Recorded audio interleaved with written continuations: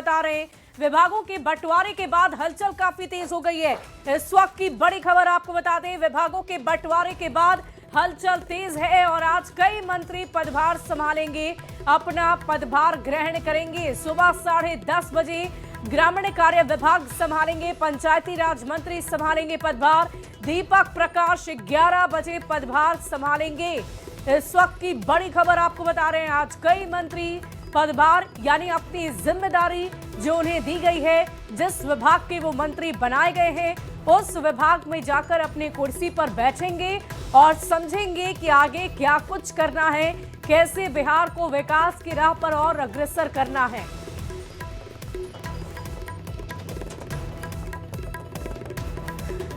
और आइए एक नजर डालते हैं नई सरकार में नई कैबिनेट के स्वरूप पर। कई नए नेता पहली बार मंत्री बने हैं तो कई की जिम्मेदारियां बदल गई है। सबसे पहले मुख्यमंत्री नीतीश कुमार को आपने देख लिया। विजय चौधरी की बात करें, नीतीश कुमार की बात करें तो सामान्य प्रशासन, मंत्रिमंडल, सचिवालय, निगरानी विभाग, निर्वाचन विभाग बिहार के मुख्यमंत्री नीतीश कुमार के अंदर रहेगी। और आपको हम ये बता दें कि पहले गृह विभाग भी नीतीश कुमार के पास हुआ करता था, लेकिन पिछले 20 सालों के बाद पहली बार ऐसा हुआ है कि सम्राट चौधरी ने उस विभाग को संभाल लिया है। विजय चौधरी की अगर हम बात करें तो जल संसाधन विभाग, संसदीय कार्य, भवन निर्माण विभाग और सूचना एवं जनसंपर्क विभाग इनके हिस्से आया है। विजय चौधरी की हम बात कर रहे थे। इसके अलावा आगे चढ़ेंगे, आगे हम बताएंगे आपको। विजेंद्र यादव की जानकारी देते हैं आपको। ऊर्जा विभाग इनकी जिम्मेदारी आई है। योजना एवं विकास, मद्य निषेध के भी ये मंत्री बनाए गए हैं। उत्पाद एवं निबंधन विभाग भी इनके हिस्से आया है। इसके बाद श्रवण कुमार की बात कर लें तो इन्हें ग्रामीण विकास और परिवहन विभाग मिला है, इसकी जिम्मेदारी ये संभालेंगे। आगे बढ़ते हैं, अशोक चौधरी की बात करें, पहले भी भवन निर्माण मंत्री थे, फिर से बनाए गए हैं। लेशी सिंह भी खाद्य एवं उपभोक्ता संरक्षण मंत्री ही हैं, पहले भी यही जिम्मेदारी संभाल रही थी। मदन सहनी समाज कल्याण मंत्री थे, वो वही संभाल रहे हैं। सुनील कुमार की बात करें, शिक्षा विभाग इनके जिम्मे था। इसके अलावा मोहम्मद जमा खान की बात करें तो ये अल्पसंख्यक कल्याण मंत्री फिर से बनाए गए हैं।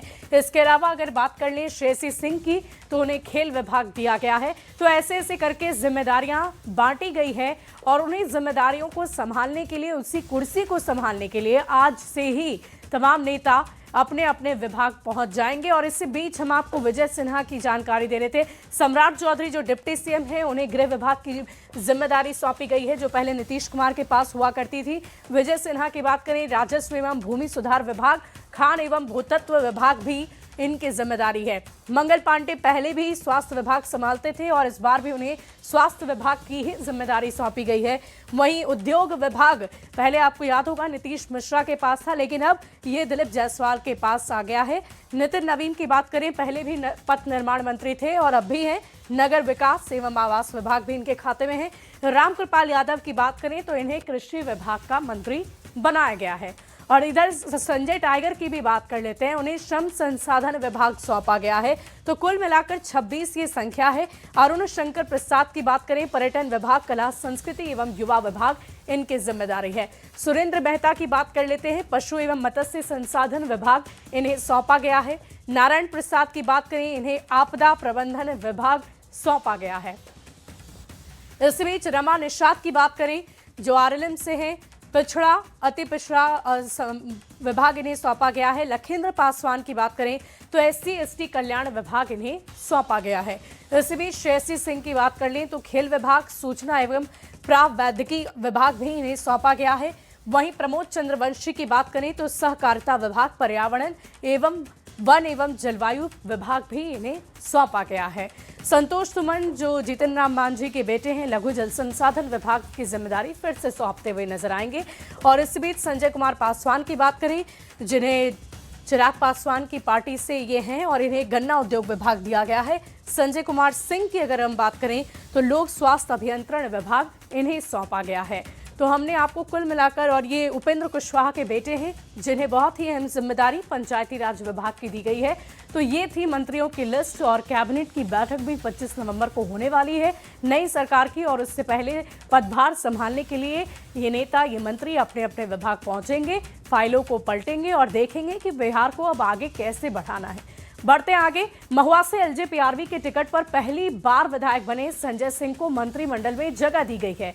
उन्हें पीएचईडी विभाग की जिम्मेदारी सौंपी गई है। मंत्रिमंडल में जगह मिलने के बाद संजय सिंह ने कहा है कि वे जनता और सरकार की उम्मीदों पर पूरी तरह से खरा उतरने की कोशिश करेंगे। देखिए, हम सरदार रामविलास पासवान जी के साथ काम किए हुए हैं, तो मुझे पता है, क्योंकि वो हमेशा केंद्रीय मंत्री रहे, हाजीपुर से सांसद भी रहे और संगठन भी उन्होंने बखूबी देखा है, तो मुझे उनके साथ काम करने का अनुभव प्राप्त है। तो उनके पचीनों पर चलते हुए मैं उसी प्रकार से सामंजस्य बैठाकर मैं काम करूंगा, क्योंकि मैंने उनके साथ भी काम किया और अपने नेता आदरणीय श्री चिराग पासवान के साथ भी काम किया है। तो आज वो केंद्र में मंत्री भी हैं, संगठन भी देखते हैं और पार्टी के काम के साथ साथ वो हाजीपुर की जनता का भी देखते हैं। तो निश्चित रूप से मैं भी उनके पचीनों पर चल के उन दोनों के साथ जो काम किया उसका अनुभव के तौर पे मैं भी वो सामंजस्य बना के बहुत ही बढ़िया ढंग से इसको करने का काम करूँगा। बढ़ते आगे, बिहार में विभागों के बंटवारे के बाद उद्योग मंत्री दिलीप जायसवाल और ग्रामीण कार्य मंत्री अशोक चौधरी ने भी अपनी अपनी प्रतिक्रिया दी है। क्या कुछ कह रहे हैं, आप सुनिए। बिहार सरकार का नए सरकार में जो सबसे बड़ा कमिटमेंट है, वादा है, शपथ है, वो है बिहार के युवाओं को रोजगार देना। और बिहार के युवा को रोजगार हम तभी दे सकते हैं जब हम बिहार में उद्योग का जाल बिछाएं।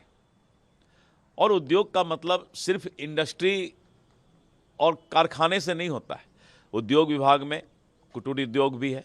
इसीलिए सरकार की प्राथमिकता और प्रधानमंत्री जी ने अपने भाषण में भी इस बात का वादा किया है कि बिहार में निवेश आएगा, उद्योग आएगा और मैं इस चुनौती को भी अवसर में बदलकर दिखाने का काम करूंगा।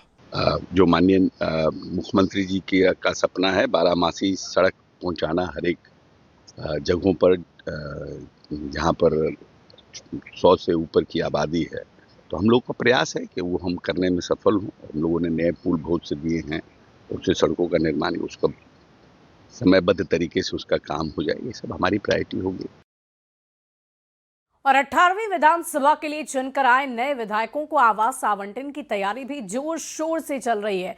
नए फ्लैट का रंग रोगन और साफ सफाई युद्ध स्तर पर कराया जा रहा है ताकि जल्दी से नए विधायकों का गृह प्रवेश करा दिया जा सके।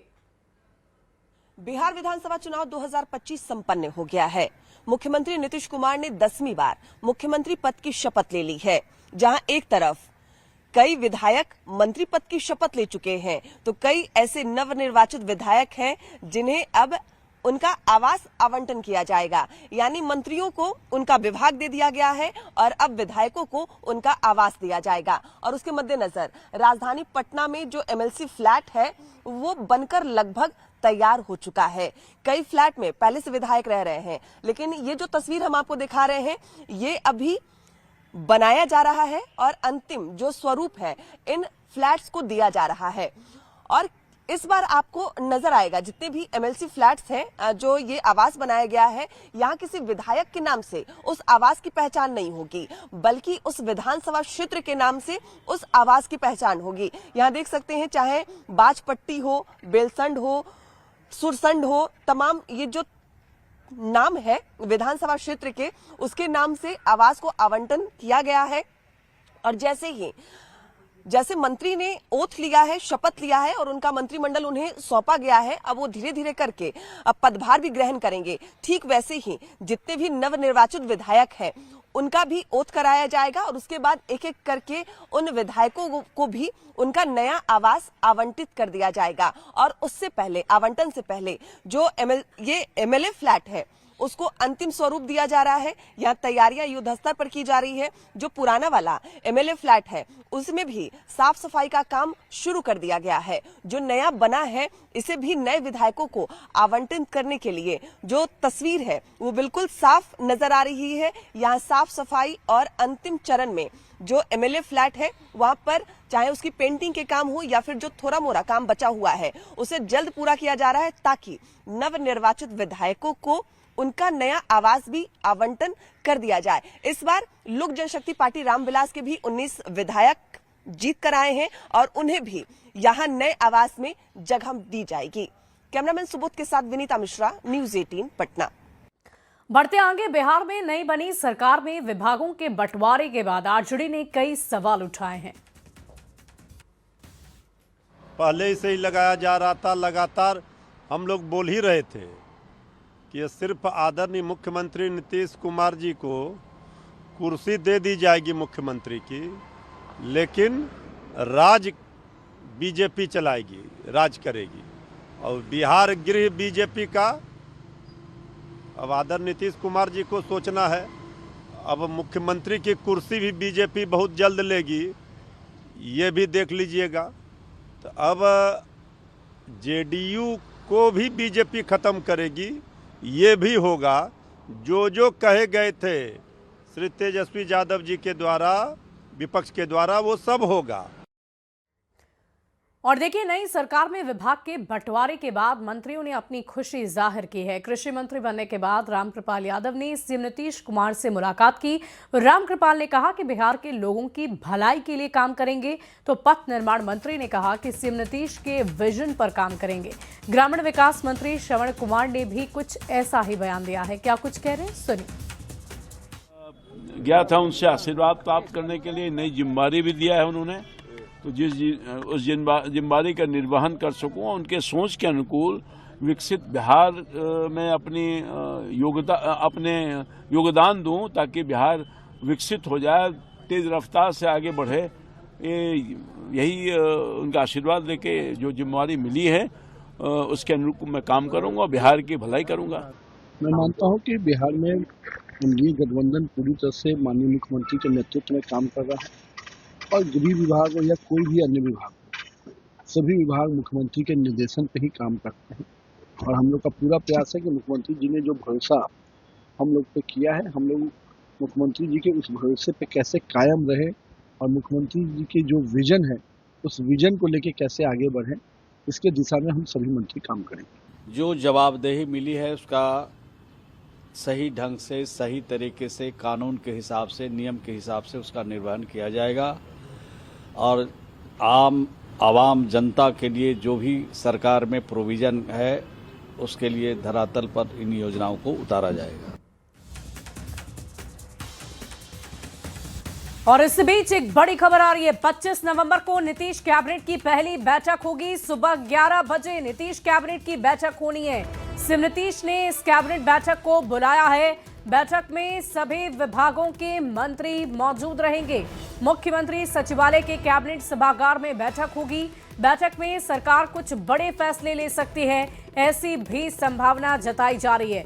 बिहार विधानसभा सत्र बुलाए जाने को लेकर भी फैसला होगा। शीतकालीन सत्र की शुरुआत कब होगी, इसको भी लेकर चर्चा हो सकती है। तो देखिए, सभी विभागों के मंत्री मौजूद रहेंगे, नवनिर्वाचित मंत्री जो अपने अपने विभागों को संभालेंगे।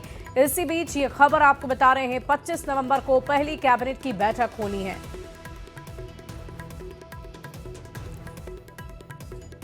बढ़ते आगे, गयाजी में एक 70 वर्षीय वृद्ध महिला अपने ही बड़े बेटे से इंसाफ दिलाने के लिए सरकारी दफ्तर के चक्कर काट रही है।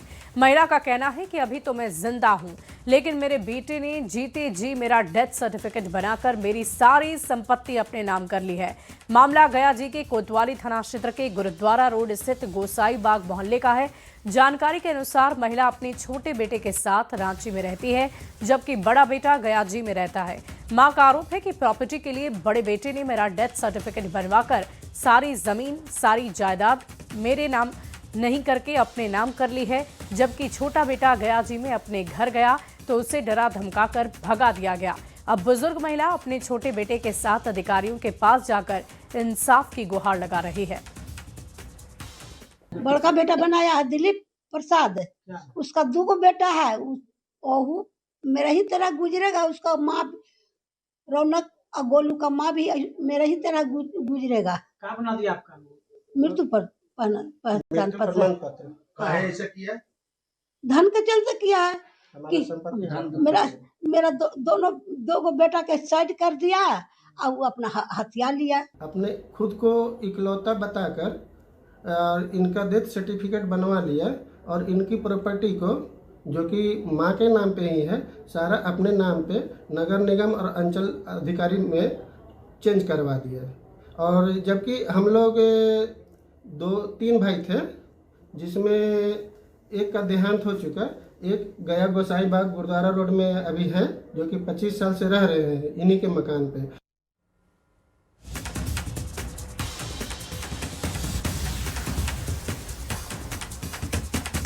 बढ़ते हैं अगली खबर की ओर। बिहार सरकार टूरिज्म के क्षेत्र में अभूतपूर्व कार्य कर रही है। टूरिज्म को बढ़ावा देने और बिहार में आने वाले पर्यटकों की सुविधा के लिए बिहार सरकार ने 2 अत्याधुनिक कैरावैन बस की सुविधा शुरू कर दी है। ये सिर्फ एक बस नहीं बल्कि चलता फिरता विश्व स्तरीय होटल है। इस कैरावैन में आपको वो हर सुविधा मिलेगी जो किसी विश्व स्तरीय होटल में मिलती है। देखिए न्यूज 18 संवाददाता विनीता मिश्रा की ये रिपोर्ट। सरकार लगातार पर्यटन के क्षेत्र में बेहतर कार्य कर रही है। अधिक से अधिक पर्यटक बिहार आएं और उन्हें बेहतर सुविधा मिले, इसके लिए पर्यटन विभाग की तरफ से 2 विश्व स्तरीय कैरावैन भी पटना मंगाया गया है और उसकी सबसे पहले तस्वीर हम आपको दिखाते हैं। ये देखिए, पटना में 2 कैरावैन पहुंच चुका है और बहुत ही जल्द पर्यटकों को इसका लाभ भी मिलेगा। इस कैरावैन से वो सफर भी कर पाएंगे और अपनी यात्रा को आनंददायक बना पाएंगे। ये कैरावैन कैसा है, इसे ऐसे ही विश्व स्तरीय सितारा होटल नहीं कहा जा रहा। इसकी हर एक तस्वीर हम आपको दिखाते हैं। सबसे पहले इसका जो ऑटोमेटिक जो सीढ़ियां है वो आपको दिखा दे और कैरावैन के बाहर आपको ये नजर आ रहे होंगे ऊपर, यानी अगर आप इस कैरावैन से कहीं जाते हैं, आपको कहीं बाहर बैठने का मन करता है तो ये आपको धूप से भी बचाएगा। कुर्सियां लगाकर इन सीढ़ियों से उतरकर इस छांव में आप बैठ सकते हैं। कैरावैन अंदर से कैसा है उसकी तस्वीर भी हम आपको दिखा दें। इसे चलता फिरता होटल कहा जा रहा है। आखिर क्यों इस कैरावैन को लोग होटल कह रहे हैं, इसकी खूबसूरती सबसे पहले हम दिखा दें। ये देखिए, ये कैरावैन पटना पहुंच चुका है और ये जो आरामदायक कुर्सियां हैं, कोई भी चाहेगा कि उनका जो सफर है वो आरामदायक हो। और इन कुर्सियों में क्या क्या खूबियां हैं? मैडम, इसमें ये फ्लैश होने के लिए है, इसमें आगे पीछे होने के लिए है, मतलब टोटल बटन से ही ऑटोमेटिक टोटल बटन है, ऑटोमेटिक है। बिल्कुल, तो ये देखिए कि ये और ये मूव भी करता है, करता है मैडम, वो भी बटन से ही। हाँ जी। तो ये देखिए, ये बटन बस प्रेस कर रहे हैं और ये इनका जो सीट है वो आगे पीछे हो रहा है। और देखिए, ये जो पूरा चेयर है वो 360 मूव कर सकता है, यानी अगर आपके सामने कोई आपका मित्र बैठा है तो आप सामने बैठकर चाय कॉफी का आनंद ले सकते हैं। और ये जो कर्टन लगाए गए हैं, जरा उसकी भी आपको खूबसूरती हम दिखा दे। देखिए, बस एक बटन प्रेस करना है और कर्टन ऑटोमेटिक ऊपर जाएगा। और अगर आपको कहीं बीच में रोकना है तो ये देखिए, अभी ऊपर जा रहा है। यहाँ बीच का एक बटन है, पुश बटन, आप इसको जैसे ही प्रेस करेंगे ये रुक जाएगा। अगर डाउन करना है तो फिर से आप प्रेस करेंगे, ये डाउन होने लगेगा। और जैसे जैसे आप आगे बढ़ेंगे, ये देखिए, कई आपको आरामदायक चेयर यहाँ पे नजर आएंगे। और सिर्फ चेयर ही नहीं है, बल्कि इस कैरावैन में सारी वो सुविधाएं हैं जो आपको होटल में मिलेगी। ये देखिए, आपके चलते फिरते सितारा होटल में किचन भी मौजूद है। यहाँ पे आपका ओवन, पानी गर्म करने के लिए जो आपका मशीन है वो यहाँ लगा है। ये आपके नल नजर आ रहे हैं। यहाँ पे आप कुछ भी बना सकते हैं, फ्रिज की सुविधा भी है। और ठीक इसके इस साइड आपको जो बाथरूम है वो आपको यहाँ मिलेगा, यानी इसे बिल्कुल कहा जा रहा है कि ये चलता फिरता होटल है और उसकी जो सुविधा है वो भी यहाँ नजर आ रही है। और सिर्फ किचन सोफे नहीं बल्कि आपको बेडरूम में भी ले चलते हैं। ये देखिए, इस चलते फिरते कैरावैन में 4 बेड का बेडरूम भी है और इसकी जो खूबसूरती है वो यहाँ साफ तौर पे नजर आ रही है। यहाँ 2 नीचे 2 ऊपर यहाँ बेड बनाए गए हैं। और इस बेडरूम में आप देख सकते हैं कि यहाँ जो टीवी है वो टीवी भी यहाँ लगाई गई है। और यहाँ पे आपको कोई सामान रखना है तो उस सामान के लिए भी जगह दिया गया है, मिरर लगाए गए हैं और सब कुछ आपको इस कैरावैन में बड़े ही आरामदायक तरीके से नजर आ जाएगा। कई सीसीटीवी कैमरे भी इसमें लगाए गए हैं। हाँ, इसमें सीसीटीवी कैमरा लगे हुए हैं। हाँ। और ये 360 पे कंट्रोल करते हैं। हाँ। अंदर का पूरा पोजीशन अपना ये डाइनिंग एरिया सारा कंट्रोल होगा और आगे बाहर पूरा ही मतलब कि सीसीटीवी लेफ्ट और राइट दोनों, और एक रिवर्स कैमरा भी लगा हुआ है। आप बैठे हैं यहाँ पे, ये चार्जिंग पॉइंट भी है, मतलब मोबाइल चार्ज करने के लिए सब कुछ है। बिल्कुल मैम, ये चार्जिंग पॉइंट है। आप अपना लीड से चार्ज कर सकते हैं इसको। बिल्कुल चार्ज कर सकते हैं और जगह जगह ये देख सकते हैं कि जो सीसीटीवी कैमरे की हम बात कर रहे थे, ये देखिए सीसीटीवी कैमरा यहाँ नजर आ रहा है, टीवी तो नजर ही आ रहा है, एक वॉकी टॉकी भी यहाँ दिया गया है।